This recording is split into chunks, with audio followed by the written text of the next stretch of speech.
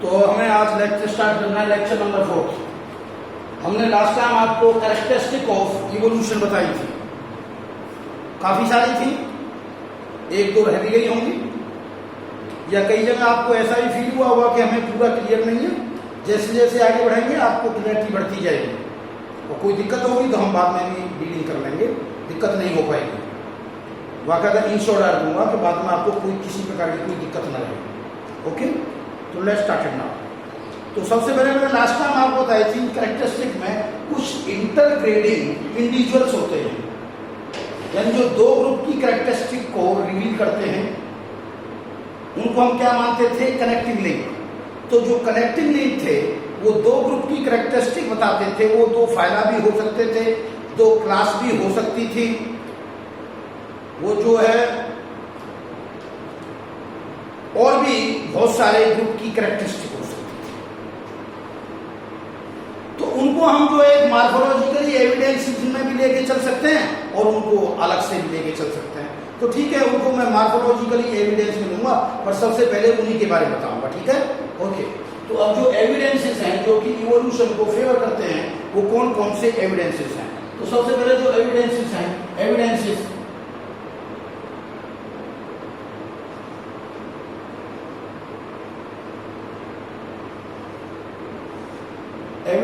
Of evolution.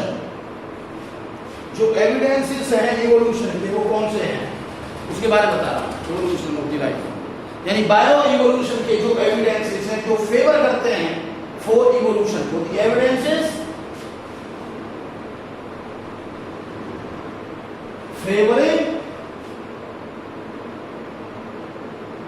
Bio evolution, वो कौन कौन से? Number 1 morphological and comparative anatomy.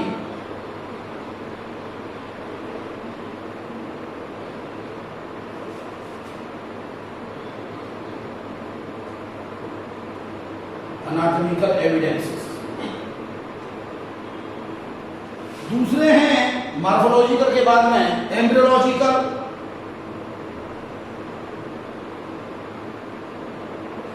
Evidences. ये आपकी एनसीईआरटी के बाद में जो पुराने पेजेज हैं वहां लिखा हुआ है। एक एडिशनल कुछ पेजेस बाद में ऐड किए गए हैं 16 चैप्टर के बाद में, जो नई एनसीईआरटी में पहले भी हैं, एम्ब्रियोलॉजिकल एविडेंसेस। तीसरे हैं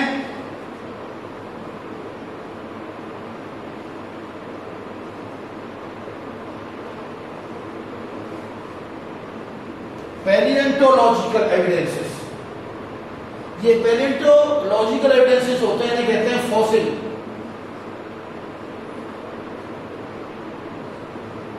जो फॉसिल की स्टडी होती है, सबसे मोस्ट कन्विंसिंग एविडेंस यही होता है। चौथे नंबर पे हैं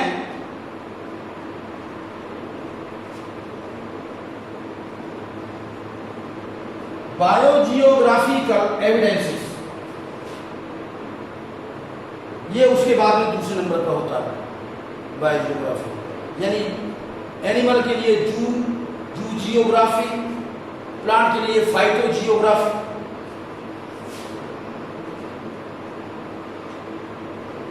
फिजियोलॉजिकल एंड बायोकेमिकल एविडेंसेस। ये जो एविडेंसेस मैंने अभी नाम बोले हैं आपको, फिजियोलॉजिकल एंड बायोकेमिकल एविडेंसेस, आजकल के लिए रिसेंट एविडेंसेस है, क्योंकि मॉलिक्यूलर बायोलॉजी जितनी आगे बढ़ी है, पहले टाइम पे थी तो थी नहीं, तो जितने भी जो एविडेंसेस है उनको ये हाईली सपोर्ट करते हैं आज के टाइम के। इसके अलावा जेनेटिकल एंड टैक्सोनॉमिकल, ये सब एविडेंसेस हैं जो फेवर करते हैं कि हाँ बायो इवोल्यूशन या ऑर्गेनिक इवोल्यूशन हुआ है, इस बात को बताने के लिए। तो ये सभी एविडेंसेस हैं। तो ये सब एविडेंसेस बताए जाएंगे आपको। सबसे मोस्ट कन्वीनियंस जो है वो है फॉसिल रिकॉर्ड्स हिस्ट्री। दूसरे नंबर पर बायो जियोग्राफिकल। आपको एक बात बताऊं, डार्विन, चार्ल्स डार्विन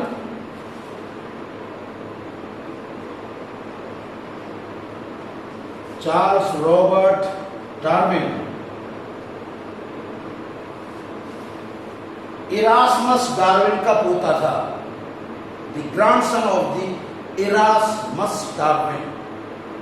उसके दो ग्रैंडसन थे जिन्होंने अपना खूब नाम कमाया। एक था चार्ल्स रॉबर्ट डार्विन और दूसरा था भाई यूजेनिक्स, जिसने बताई थी, क्या नाम था, कार्टर।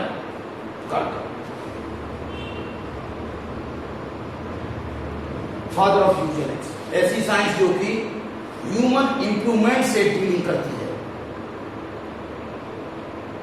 यूजेनिक्स जेनेटिक्स में है। तो ये दोनों कजन थे एक्चुअली, इरास्मस डार्विन के वो थे।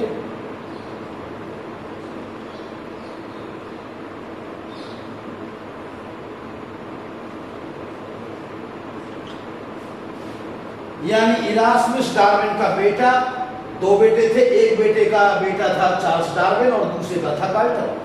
दोनों ने नाम कमाया। और चार्ल्स डार्विन के बारे में आप जानते हो, वर्ल्ड वाइड जो सबसे ज्यादा प्रसिद्ध, अगर कोई पॉपुलैरिटी में कोई थ्योरी है वर्ल्ड वाइड, तो वो है नेचुरल सिलेक्शन थ्योरी। किसी भी सब्जेक्ट में, इररिस्पेक्टिव कि वो फिजिक्स है या केमिस्ट्री है, यानी जो रिलेटिविटी थ्योरी है, किसकी दी हुई है? महान साइंटिस्ट फिजिक्स था आइंस्टीन, उससे भी ज्यादा प्रसिद्ध है ये चार्ल्स डार्विन की नेचुरल सिलेक्शन थ्योरी। ठीक है ना, जिसको कुछ लोग सर्वाइवल ऑफ फिटेस्ट भी बोलते हैं। तो मैं बताऊं, तो जो डार्विन ने अपने एविडेंसेस को डॉक्यूमेंटेड किया था और ये थ्योरी प्रपोज की थी, तो उसमें दो चीजों का इस्तेमाल किया था। ये जब ये गैलापागो आइलैंड गया था, तो उसने जब अपनी थ्योरी बनाई, ये जो थ्योरी प्रपोज की, ये नेचुरल सिलेक्शन थ्योरी, तो उसमें जो डॉक्यूमेंटेशन का जो इस्तेमाल किया था, उसमें तो फॉसिल रिकॉर्ड किए थे, उसने फॉसिल देखे थे वहां पे दुनिया भर के गैलापागो आइलैंड्स में, उन फॉसिल को, और साथ साथ में जो बायोजियोग्राफिकल जो डिस्ट्रीब्यूशन था स्पीसीज का, उनके डिस्ट्रीब्यूशन के एविडेंसेस को भी यूज किया था। इसलिए कहते हैं कि दो प्रकार के एविडेंस, 1 और 2, ये तो डायरेक्ट एविडेंस है, बाकी एविडेंस को सर्कमस्टेंशियल एविडेंस मानते हैं। बाकी एविडेंस जैसे ये हो गया मॉर्फोलॉजिकल, एम्ब्रियोलॉजिकल, इसको क्या मानते हैं हम? Circumstantial evidence. ये डायरेक्ट एविडेंस होते हैं, फॉसिल। हाँ, पर आज के टाइम पे जो मॉलिक्यूलर और ये मॉलिक्यूलर बायोलॉजी के बहुत ज्यादा बढ़ने के कारण जो फिजियोलॉजिकल बायोकेमिकल एविडेंसेस हैं, ये कोई किसी से कमजोर एविडेंस नहीं है, पर ये मॉडर्न के टाइम के हैं। ओके, तो अब हम तो लेके चल रहे हैं सबसे पहले morphological and comparative anatomical evidences को।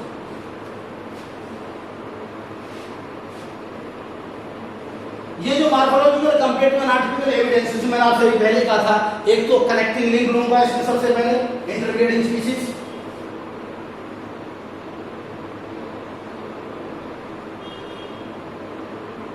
नहीं तो कनेक्टिंग लिंक को अलग से बढ़ाता हूं वैसे तो मैं कई बार, तो कोई बात नहीं, आप यही काउंट कर लीजिए। दूसरे नंबर पे कौन से हैं?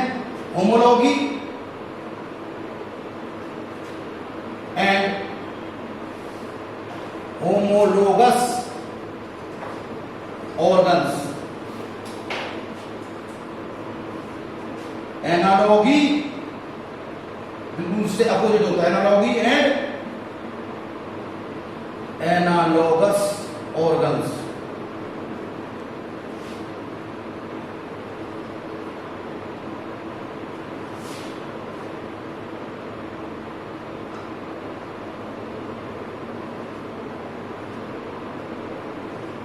Vestigial remnants organs,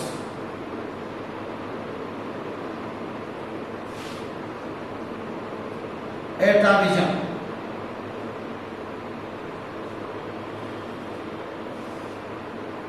reversal of ancestral characters. Atavism का मतलब होता है रिवर्सिबिलिटी ऑफ एंसेस्ट्रल कैरेक्टरिस्टिक्स। तो एटल, इसके अलावा ABCDEF एक है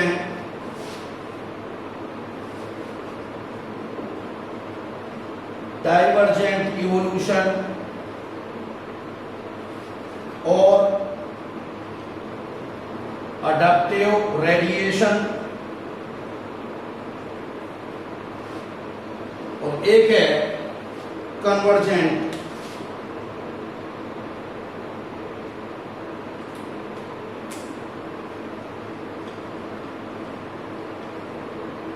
और पैरेलल इवोल्यूशन।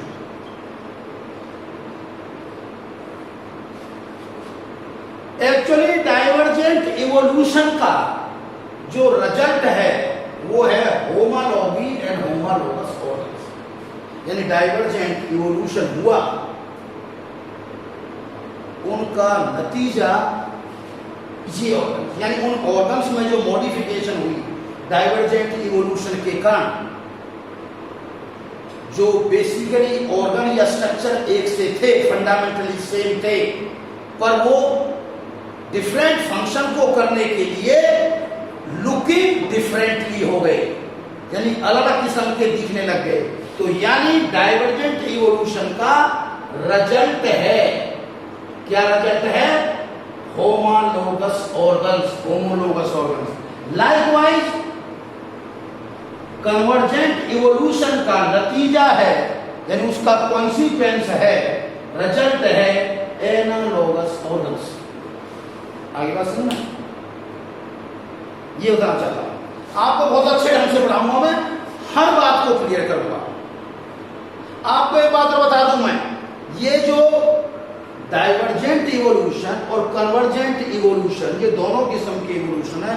बहुत से लोग इनको जो है बायो जियोग्राफिकल एविडेंसेस के साथ पढ़ाते हैं, क्योंकि वो कहते हैं कि अलग अलग कॉन्टिनेंट में सिमिलर काइंड की अडेप्टेशन की जा रही है इन द डिफरेंट ग्रुप्स और इन द अनरिलेटेड ग्रुप्स और in the closely related groups. अगर वो अनरिलेटेड ग्रुप में थी तो कन्वर्जेंट, अगर वो क्लोजली रिलेटेड में थी तो पैरेलल इवोल्यूशन। तो अलग अलग कंटिनेंट में थी, सिमिलर काइंड की अडेप्टेशन हो रही थी, पर बायोलॉजिकली ऑर्गेनाइजेशन डिफरेंट थी, वो कन्वर्जेंट था अलग अलग कॉन्टिनेंट में। तो कॉन्टिनेंट अलग हो गई तो बायोजियोग्राफिकली अलग अलग हो गए ना, इसलिए वहां पर लेते हैं। अडैप्टिव रेडिएशन में क्या होता है इसमें कि एक स्टार्टिंग पॉइंट एक होती है, एक बहुत लार्ज जियोग्राफिकल एरिया होता है, फिर वहां से डिफरेंट जियोग्राफी या डिफरेंट हैबिटेट में मूव कर जाते हैं। जैसे सन है, उसकी लाइट चारों साइड में फैलती है, ऐसे स्टार्टिंग पॉइंट तो एक होगा, फिर डिफरेंट जियोग्राफी या हैबिटेट में चले जाएंगे तो डिफरेंट इन्वायरमेंटल कंडीशन काम करेंगी। इसका एग्जांपल है, जैसे आपको एक कंटिनेंट के नाम पे आपको बताऊं, ऑस्ट्रेलियन कंटिनेंट में मार्सुपियल रेडिएशन, डार्विन फिंचेस का होना, तो ये सभी, क्योंकि ये एक पार्टिकुलर उसमें हो रही है, सेपरेट इवेंट हो रही है, जिसको बायो जियोग्राफिकल में लेके चलते हैं। पर मैं वहां नहीं लूंगा, मैं इनको अनाटॉमिकल कंपैरेटिव मॉर्फोलॉजिकल एविडेंसेस में लूंगा, ये मैंने बता दिया। अब आपको ये लग रहा हो कि समझ में नहीं आया तो कोई बात नहीं, मैं जब पढ़ाऊंगा जब समझा दूंगा, ठीक है ना। अभी तो मैंने जस्ट एक बात बोली है कि आपको थोड़ा सा बताने की उद्देश्य, अब मैं लेके चल रहा हूँ, ठीक है, लेकिन सबको लूंगा। तो सबसे पहले मैं करेक्टिंग लिंक लेके चल रहा हूँ।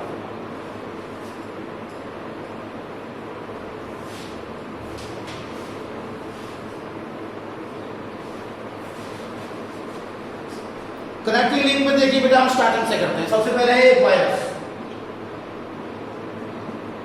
वायरस को क्या मानते हैं? Connecting link in between the living bird and non living bird, क्योंकि आउटसाइड द बॉडी तो क्या है ये non living, inside body they can undergo mutation, site specific recombination and can do replication. Of course they hijack the host cell machinery for its own use. Of course, they hijack the host cell machinery for its own use. ये nucleoprotein particles होते हैं virus, तो connecting link माने आते हैं living और non living के बीच। उसके बाद में दूसरा है यूग्लिना, आपने पढ़ा था ये यूग्लिना 11वीं में, प्रोटोजोआ के अंदर पढ़ा होगा या आपने प्रोटिस्टा में पढ़ा था। इसको कनेक्टिंग लिंक मानते हैं इन द प्लांट और एनिमल वर्ल्ड के बीच में।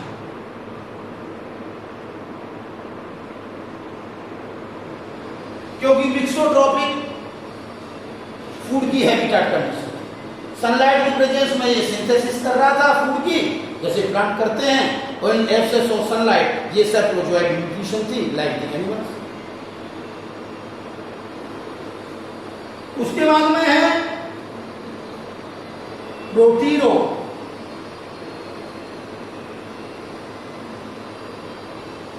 स्पोंजिया। ये एक कॉलोनियल प्रोटोजोआ है, तो उसमें बहुत सारी सेल है और हर सेल कैसी है, कोइनोसाइट लाइक। कैसी है, कोइनोसाइट या कॉलर सेल।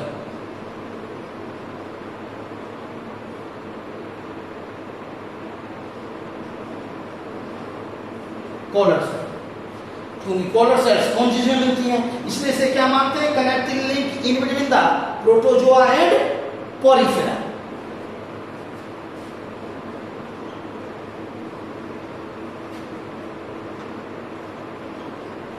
इन दोनों के बीच में कनेक्ट। ऐसे ही आपको बताऊं, प्रोटीरो स्पॉन्जिया के बाद में नेक्स्ट है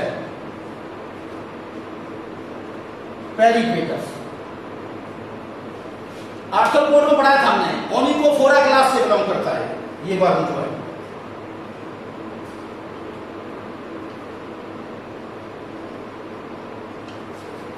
एनिलिडा, ये कनेक्टिंग लिंक माना जाता है, नहीं क्लास ऑफ एनिलिडा नहीं बेटा, आर्थ्रोपोडा, सॉरी आर्थ्रोपोडा। ये कनेक्टिंग लिंक है एनिलिडा और आर्थ्रोपोडा में, यानी इसमें एनिलिडा के भी कैरेक्टर हैं और आर्थ्रोपोडा के भी। एक दो कैरेक्टर बता देता हूं, मान लो इन्वर्टिब्रेट में बता दिया था फिजिक्स लैब में। एनिलिडा लाइक कैरेक्टरिस्टिक के नाम पे क्या होते हैं, डर्मोमस्कुलर बॉडी वाले।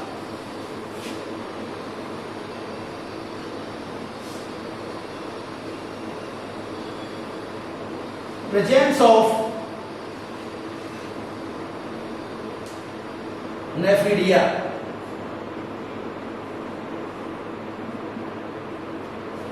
oblique muscle, presence of oblique muscle, simple I भी कह सकते हैं हम। सेगमेंटेशन क्लियर नहीं है, यानी जो ज्वाइंटेड कहते हैं ना, सूडो ज्वाइंटेड है बॉडी।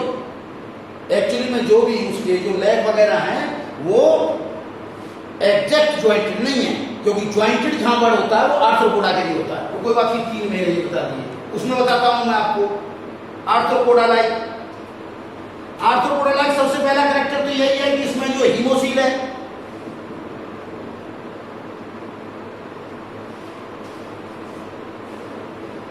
इसमें कभी भी जो है सीलिया की कोई कंडीशन नहीं होती, रिप्रोडक्टिव ट्रैक्ट में कहीं भी सीलिया नहीं होता, इनमें इस पूरे फाइलम में होता है। इसमें एक थिन क्यूटिकल होता है फॉर्म फ्रॉम काइटिन। क्यों काइटिन कैरेक्टरिस्टिक किसकी है, जो थिन क्यूटिकल जो बना होता है वो काइटिन बना होता है। काइटिन किस में होता है, काइटिन किसकी पहचान है, आर्थ्रोपोडा की, तो ये होता है। एंटीनाइन, प्रेजेंस ऑफ एंटीनाइन, ये भी जनरली में होते हैं। तो ये कनेक्टिंग लिंक माना गया। ऐसे 4 हो गए, 5वां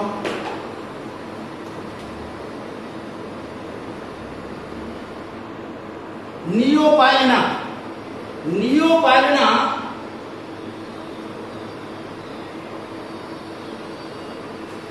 एक क्लास होती है मोलस्का की, मोनोप्लेकोफोरा। ये कोस्टारिका रीजन में मिला था, मोनोप्लेकोफोरा है। तो ये मोलस्क पर ये कनेक्टिंग लिंक माना गया है एनिलिडा एंड मोलस्का में, क्योंकि एनिलिडा लाइक की भी कैरेक्टरिस्टिक है, एम्ब्रियोलॉजी एनिलिडा लाइक है, मेटामेरिक सेगमेंटेशन है क्लिनिडिया में, गिल्स में, उनमें कई ऑर्गन्स में, मसल में, उनमें है। और मोलस्का में जैसे इसमें muscular foot, shell, presence of shell, mantle, जो मोलस्का की कैरेक्टरिस्टिक है वो भी प्रेजेंट है। तो ये नियोफिलेना, ये कौन सा था? 5वें नंबर पर आ गया। 6ठे नंबर पर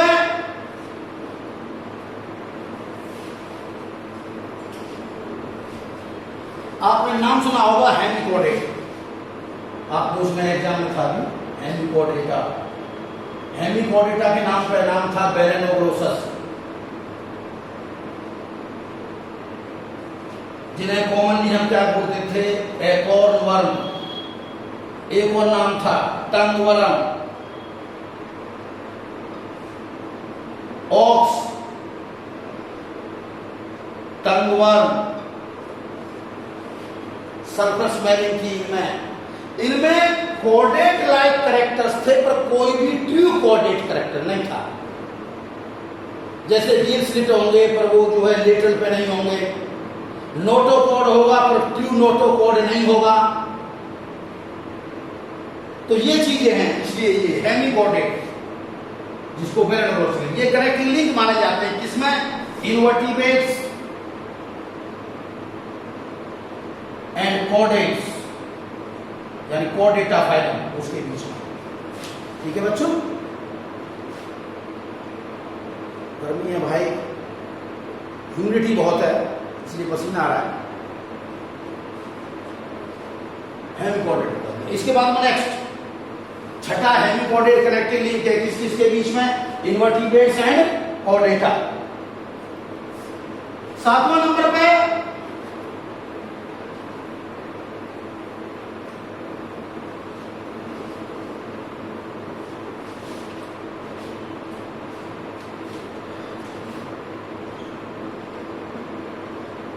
लैटिलेरिया,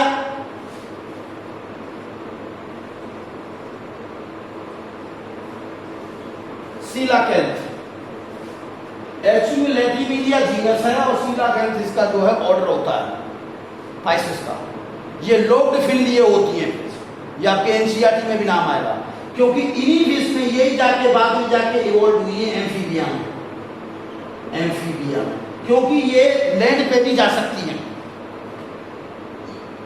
यही थोड़ी सी रिजेंबल करती हैं लंग फिश से, यानी उनके दूर के रिश्तेदार हैं, ये कह सकते हो। तो जो लैटिलेरिया है ये कनेक्टिंग लिंक मानी जाती हैं, क्योंकि पहले बहुत से लोग सोचते थे कि ये एक्सटिंक्ट हो गई है, पर एक्सटिंक्ट नहीं हुई है, बहुत साल बाद पकड़ी गई हैं। एनसीईआरटी पता नहीं 1938 है, कौन सा ईयर है वो तो मैं एग्जैक्टली आपको इस समय नहीं बता सकता, आप उसमें एनसीईआरटी पढ़ेंगे तो आपको मिल जाएगा। पर ये बता रहा हूँ, जो लैटिलेरिया है जिसको कहते हैं सीलाकेंथ भी कहते हैं, क्योंकि ये दो जगह बहुत प्रसिद्ध है जहाँ पे हैं, एक इंडियन ओशियन में भी है और एक जो है वेस्ट इंडियन जो रीजन है वहाँ पे है। तो ये जो एम्फीबिया और पाइसेस के बीच में कनेक्टिंग लिंक है फिश, एम्फीबिया के बीच में कनेक्टिंग लिंक, यानी दोनों के कैरेक्टर शो कर रहे हैं। ऐसे ही ये कौन सा था, नंबर कौन सा था? ऐसे ही आगे बताऊं, इसी में 8वां एक बता देता हूं, लंग फिश। लंग फिशेस जिसको कहते हैं डिप्लोई।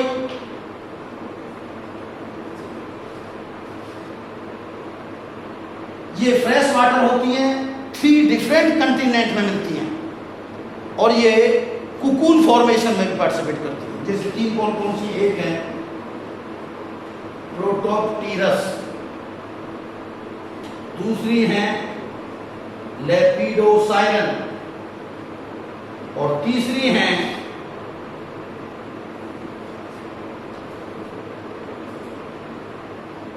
नियोसेराटोडस या और एपिसेराटोडस। 11वीं में आपने सब नाम किए। प्रोटोप्टेरस जो लंग फिश है ये कहां मिलती है? South Africa.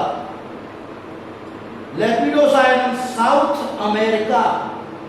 South America continent की बात हो रही है बेटा।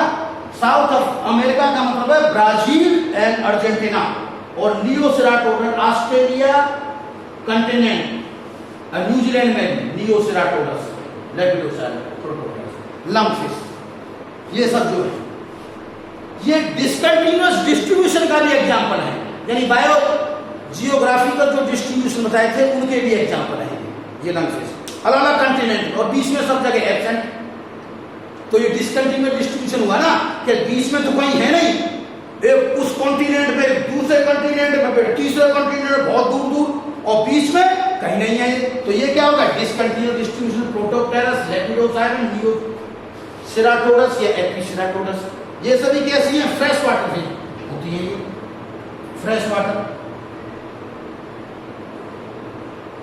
जब वाटर की कमी होती है तो ये कुकून फॉर्मेशन कर लेती हैं, यानी ये समर एस्टिवेशन में जाती है। एस्टिवेशन क्या मतलब होता है? Summer sleep.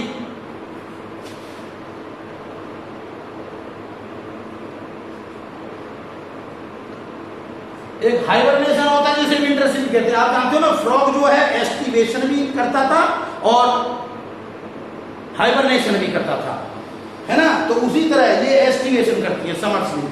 जब पानी कम हो तो उसमें कुकून बना लेती है, अपने चारों तरफ मड में रहती है, और फिर जब बारिश होती है तो उसमें निकल निकल के बाहर को आती है। ये कनेक्टिंग लिंक मानी जाती है किस किस के बीच में?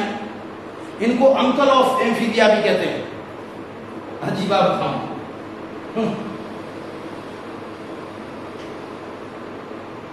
क्यों कहते हैं? क्योंकि एम्फीबिया के अंदर भी नाम होते हैं, इनके अंदर भी होते हैं, क्योंकि एम्फीबिया से पहले बनी है ये लंगफिश। ये जो लंगफिश है, डिप्लोइड जिन्हें हम कहते हैं, ये कनेक्टिंग लिंक मानी जाती हैं पाइसिस एंड एम्फीबिया। इनको भी माना जाता था लैटिमेरिया को, बताया तो मैंने। लैटिमेरिया जो है ये भी तो इनसे रिलेटेड है कुछ, मैंने आपको बताया तो था। अच्छा, इसके बाद में लंगफिश के बाद में नेक्स्ट है मिसिंग लिंक है, यानी कभी कनेक्टिंग लिंक था, आज वो मिस हो गया है। नाम है आर्कियोप्टेरिक्स लिथोग्राफिका। ये एक जिसे कहते हैं टूथ बर्ड।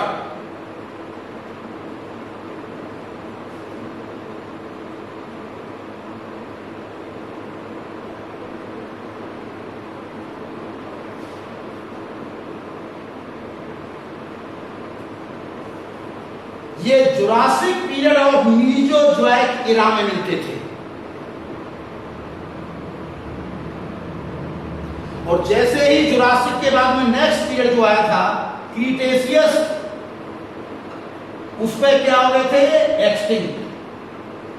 आगे आपको जब मैं जियोलॉजिकल टाइम स्केल बताऊंगा तो उसमें दिखाऊंगा कि ये जुरासिक में फ्लोरिश कर रहे थे और क्रीटेशियस में एक्सटिंक्ट हो गए थे। जुरासिक पीरियड मिलने वाले आर्कियोप्टेरिक्स लिथोग्राफिका। डायनासोर बर्ड्स, यानी डायनासोर जैसे थे पर थे बर्ड्स, ऐसा कहा जाता है। अच्छा, एक और इन्हीं से रिलेटेड था, एक और आर्कियोऑर्निस। एक्चुअली बताऊं, आर्कियोप्टेरिक्स लिथोग्राफिया का जो फॉसिल है ये मिला था जर्मनी में, और आर्कियोऑर्निस का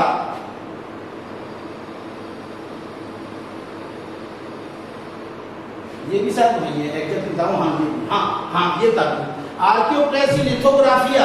ये जो है इसका फॉसिल है ब्रिटिश म्यूजियम में, और इसका है जर्मनी में।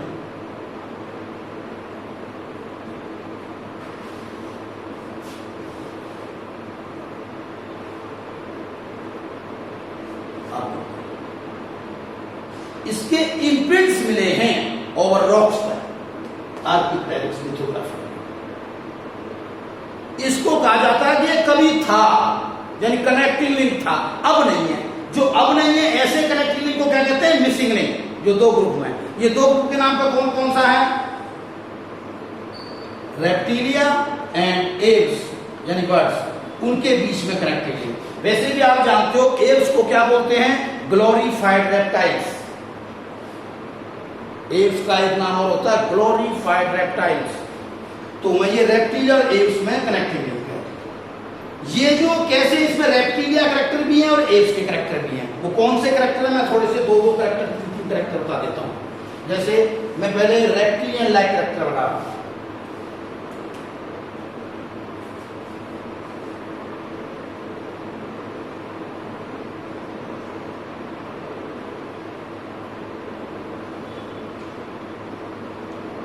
और यहां लिखूंगा एप्स लाइक, करेक्ट। ये आर्किप्टेरिक्स के बारे में बता रहा हूं, जिसके फॉसिल में रेप्टिलियन कैरेक्टर में बोन कैसी है, नॉन न्यूमेटाइज्ड, यानी सॉलिड है, उनमें एयर कैविटीज नहीं, क्योंकि बर्ड्स के अंदर एयर कैविटीज होती है। दूसरा,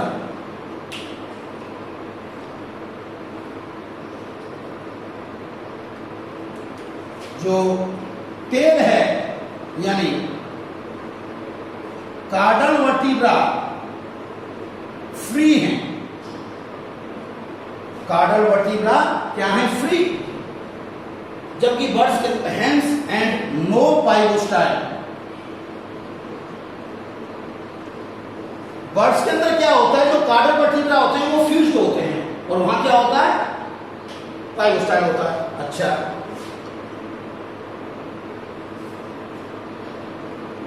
presence of homodont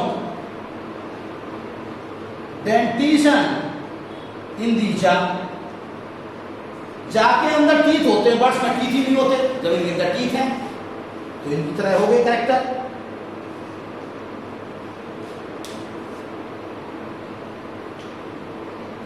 non न्यूमेटाइज्ड bone है, feeble sternum,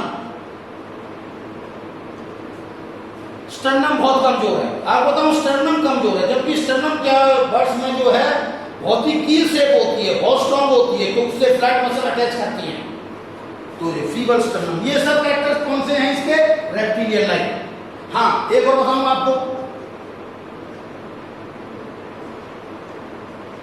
एम्फीसिलस वर्टिब्राई which are similar to the tuatara, जो स्फीनोडॉन होता है, जो कि न्यूजीलैंड में मिलता है, जिसे लिविंग फॉसिल भी कहते हैं, स्फीनोडॉन को, उसके अंदर एम्फीसिलस वर्टिब्रा होते हैं, जिसे टुआटारा भी कहते हैं, टुआटारा, टुआटारा।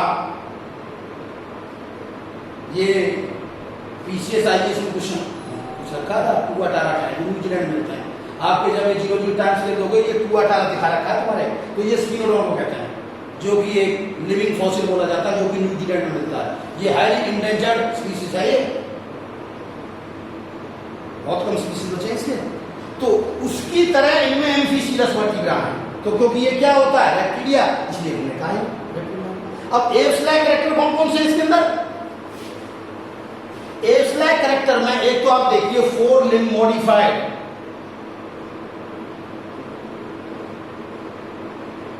इनटू विंग्स, एक तो ये हो गया। दूसरा क्या है, presence of feather,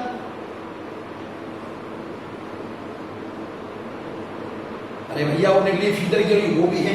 highest culmination of stratum corneum, feather क्या होता है, they are the highest culmination of stratum corneum.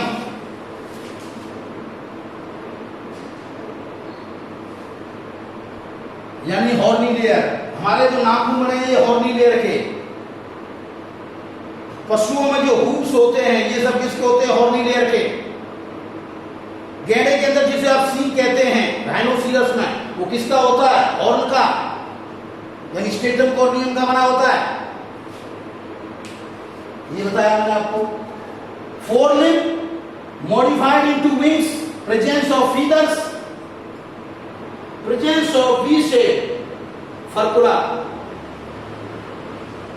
विस्पॉन जो फर्कुला होता है वी शेप वो प्रेजेंट है।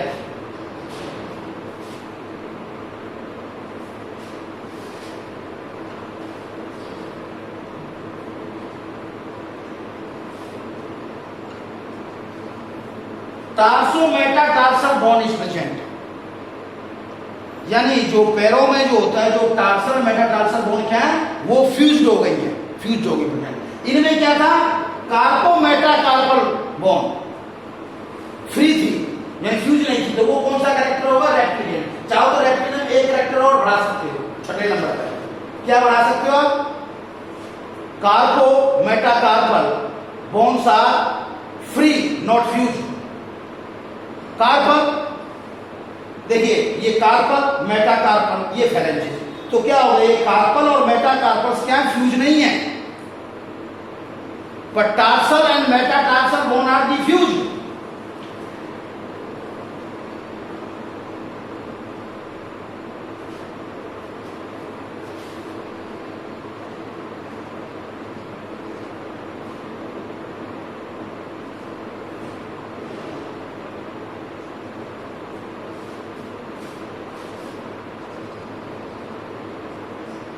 फोर क्लाड डिजिट, ये बर्ड्स का बहुत बड़ा कैरेक्टर होता है। फोर क्लाड डिजिट, डिजिट जो होती है चार होती है, फोर क्लाड चार, एक यूं, एक आगे को, तीन पीछे।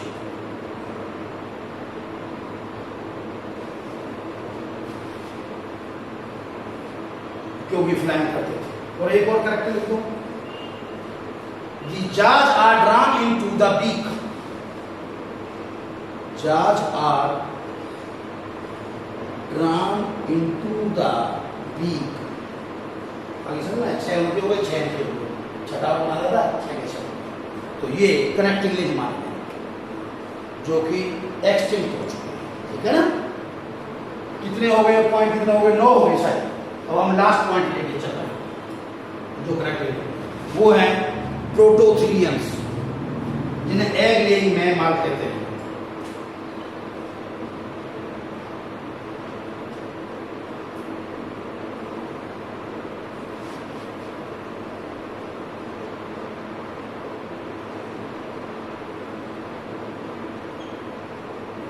इनका एक ही ऑर्डर होता है, monotremata. Mono mean single, tremata mean opening, यानी क्लोइका, क्लोइका प्रेजेंट होता है। ये कनेक्टिंग लिंक माने जाते हैं, इनको अनफिनिश्ड मैमाल भी कहते हैं, अनफिनिश्ड मैमाल्स। ये कनेक्टिंग लिंक माने जाते हैं रेप्टिलिया एंड मैमाल्स में, क्योंकि इनमें एग लेइंग होती है, प्रेजेंस ऑफ क्लोइका है, कॉर्पस कैलोसम एब्सेंट है। तो ये सारे कैरेक्टर, पॉलीलेसिथल एग होता है, ये सारे कैरेक्टर किसके होते हैं, रेप्टिलिया के। ये बाकायदा फीडिंग कराते हैं टीट्स के थ्रू, प्रेजेंस ऑफ हेयर्स है, मेमोरी ग्लैंड है, यानी फीडिंग कराते हैं बच्चों को मेमोरी ग्लैंड के कारण। तो ये क्या है, mammalian like character, presence of hair, ये सब। इनमें वो नहीं होते बेटा जो क्या नाम है, ईयर्स, पिन्ना, जो बाहर का पिन्ना होता है, इनमें पिन्ना नहीं होता। इनके एग्जाम्पल बताऊंगा आपको मैं।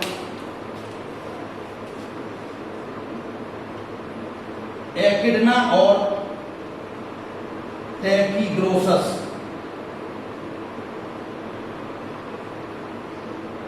स्पाइनी आंट ईटर,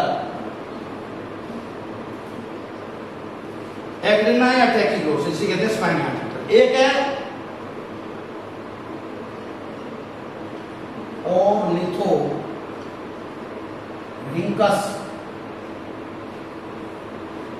यानी duck billed platypus,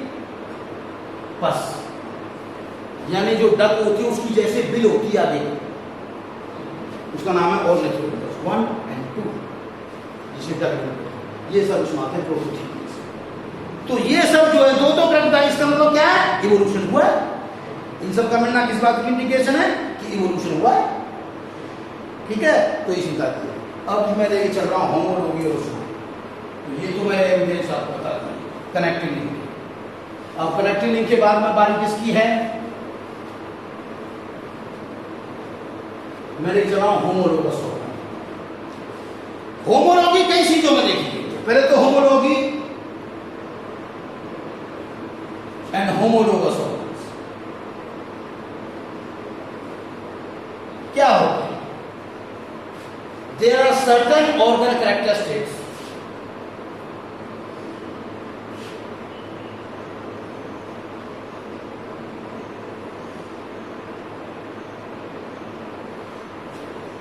which have same basic fundamental structural plan and having the same origin.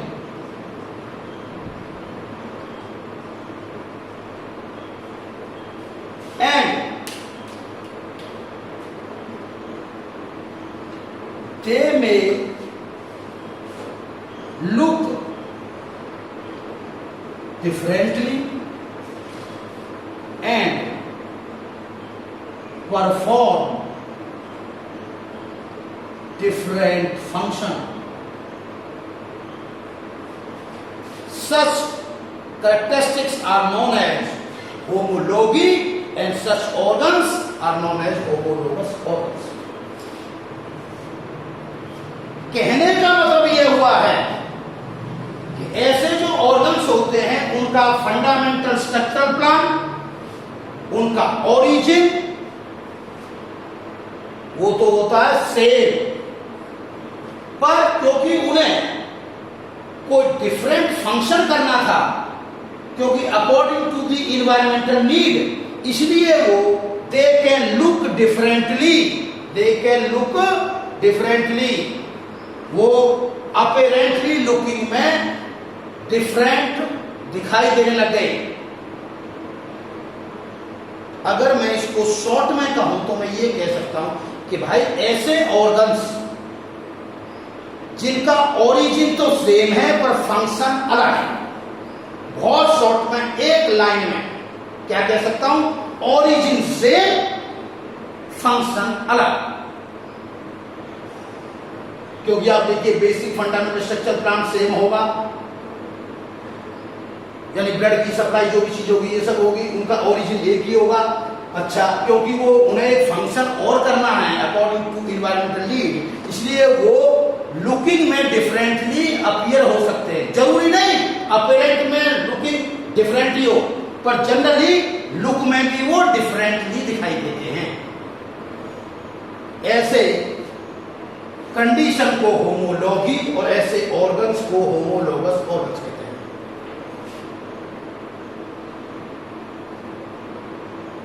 ये जो होमोलॉगी का एग्जाम्पल मैं बताता हूं आपको, बहुत सारे एग्जाम्पल हैं जिनमें मैं आपको बहुत शॉर्ट एग्जाम्पल दूंगा जो आपके लिए। एक तो आप इसमें ले सकते हो the फोरलिम्ब of tetrapods,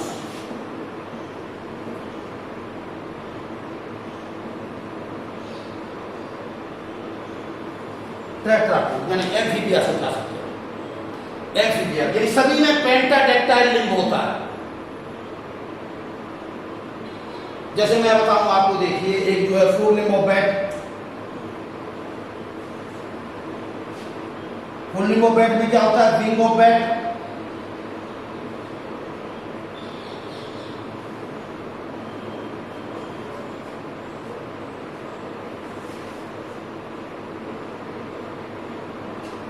flippers of seal, whale,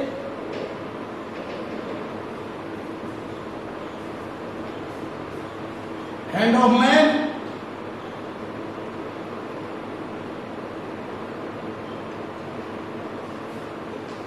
front legs of चीता,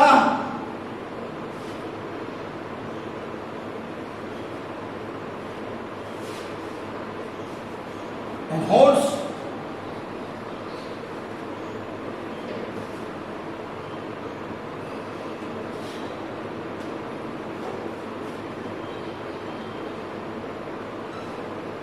forelimb of moles and gophers, किसी का भी देख लीजिए, हर एक में क्या है, पेंटाडेक्टाइल।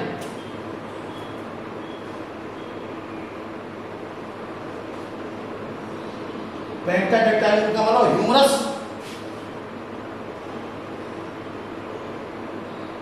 रेडियो अल्ना, हालांकि दो है, रेडियो अल्ना दोनों को जोड़ते हैं, रेडियो अल्ना।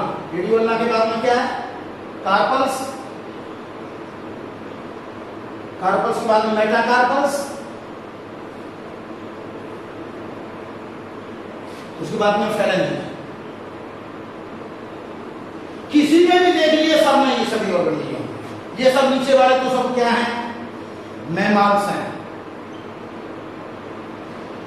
और ऊपर वाला क्या है, एप्स है।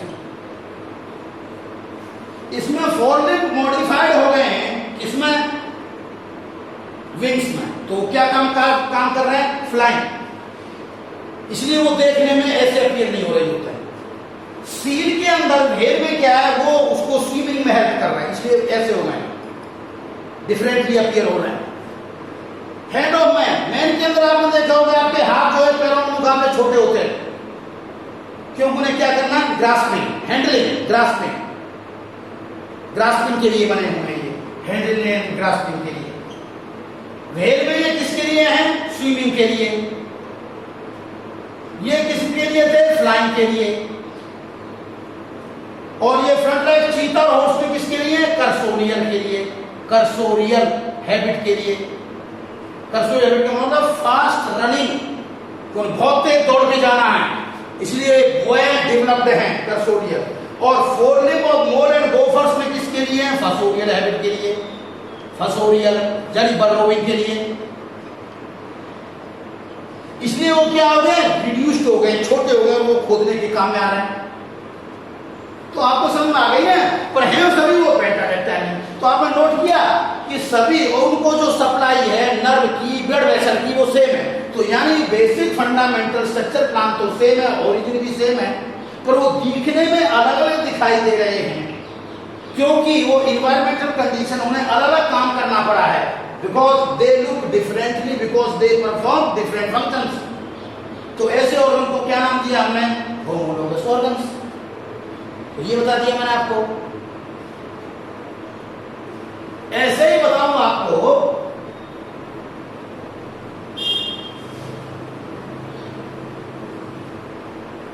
इनवर्टिब्रेट में सीरियल होमोलॉगी भी होती है।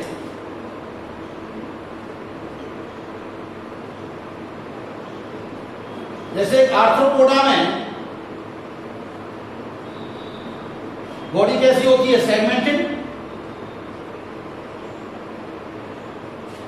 और हर सेगमेंट में क्या होते हैं,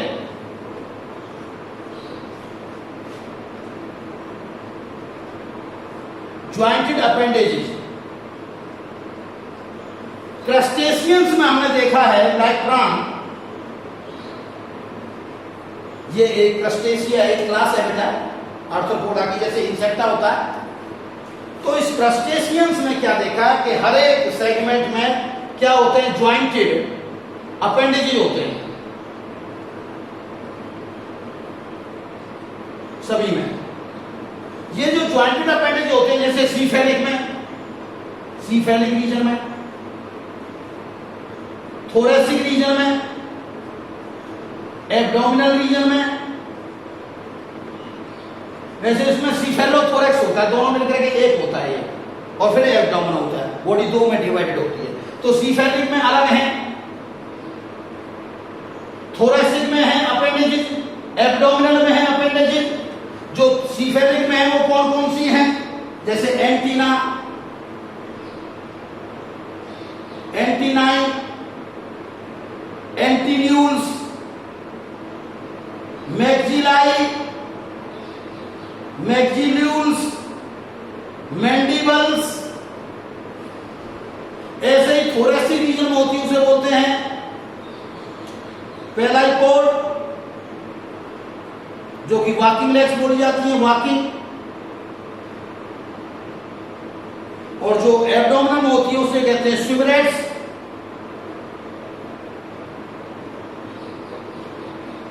प्लियोपोड्स, ये सभी अपेंडेड, जैसे इसमें पेलाइपोड,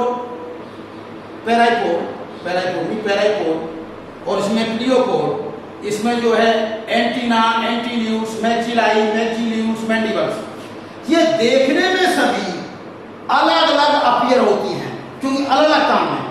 ये वॉकिंग में हेल्प करती हैं, ये स्विमिंग में हेल्प करती हैं प्लियोकोड, ये किसी चीज को प्लग करने में करती हैं, किसी चीज को उठाने में हेल्प करती हैं, काटने में हेल्प करती हैं, जो सिफेलिक रीजन्स में होती हैं ए बी सी। देखने में सभी डिफरेंट है और परफॉर्म भी डिफरेंट फंक्शन कर रही है, पर इनका सभी का बेसिक फंडामेंटल प्लान एक है। और सब किससे बनी है? काइटिन से। सब काइटिन से बनी है। सभी का बेसिक फंडामेंटल प्लान एक्सोपोडाइट, एंडोपोडाइट सेम है। तो इसका मतलब ऐसी जो होमोलॉजी है, जो एक पूरी सीरीज में है, सीरीज में पूरे में इनका सेम इंडिविजुअल, उसे कहते हैं सीरियल होमोलॉजी। सीरियल होमोलॉजी के नाम पर हम माउथ पार्ट्स को बता सकते हैं। इंसेक्ट में जो माउथ पार्ट्स होते हैं, जैसे कॉकरोच में होते हैं biting and chewing kind, butterfly में होते हैं साइफोनिक काइंड, मॉस्किटो में होते हैं पियर्सिंग एंड सकिंग काइंड,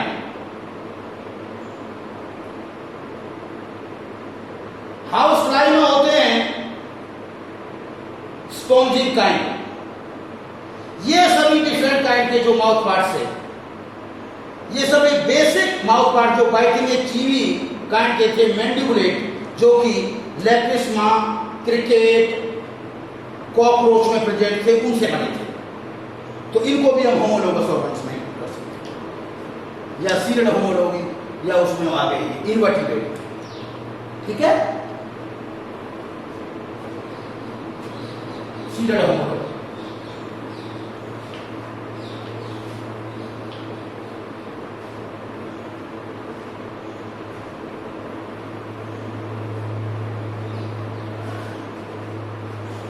एक बात और बताऊंगा आपको मैं, ये जो कंपैरेटिव आप देखें, comparative study of brain, comparative study of heart,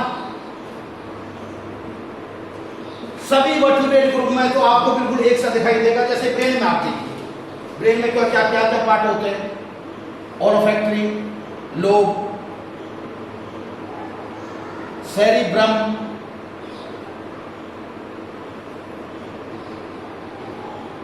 डायंसीफेलन, ये फोर ब्रेन हो गया, ऑप्टिक लोब,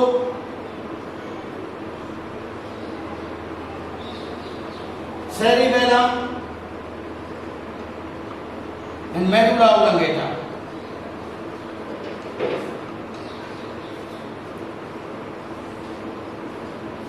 ये सब हो गए। ये हाइंड ब्रेन हो गया, ये मिड ब्रेन हो गया।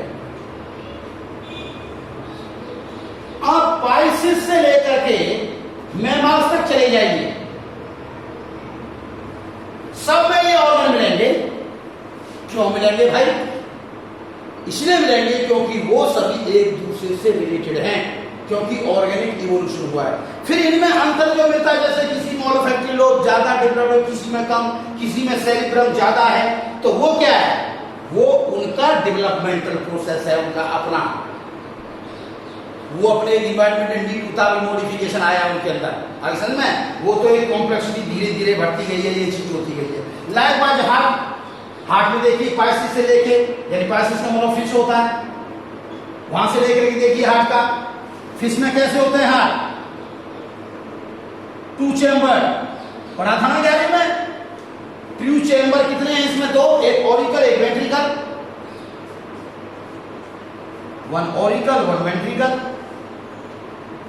और जैसे ही हम फिश से किस में चले जाते हैं? एम्फीबिया में, तो वहां क्या होता है? ऑरिकल में डिवीजन हो जाती है, तो क्या होता है? Two auricle and one ventricle. Amphibia से जब हम रेप्टिलिया में चले जाते हैं, तो क्या हो जाता है कि दो ऑरिकल तो रहेंगे और वेंट्रिकल में भी डिवीजन स्टार्ट हो गई।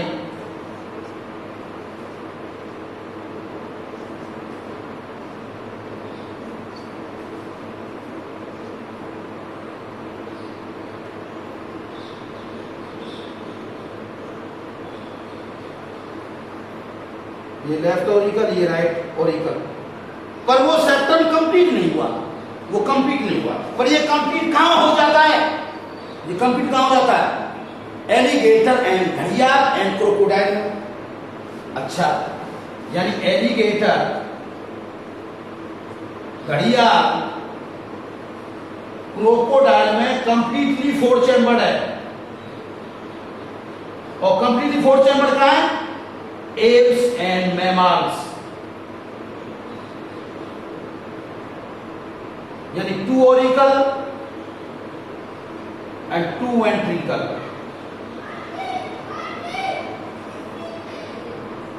एलिगेटर क्रोकोडाइल में भी यही कंडीशन है। इसका मतलब ये धीरे धीरे धीरे धीरे क्या हो रहा है? फाइननेस की तरफ बढ़ता चला जा रहा है।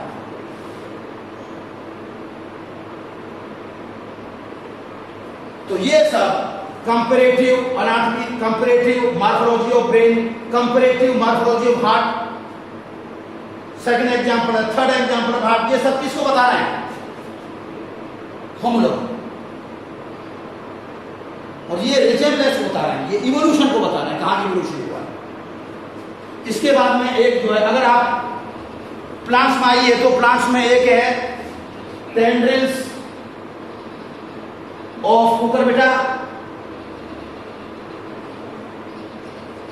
And thorn of bougainvillea.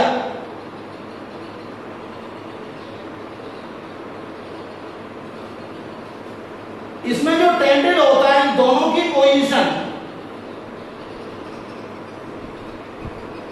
ये लीफ है, ये थॉर्न है, थॉर्न, ये पोजीशन कहां है? एक्सिलरी, यानी एक लीफ के एक्सिस में अराइज हो रहा है, लीफ के एक्सिस में।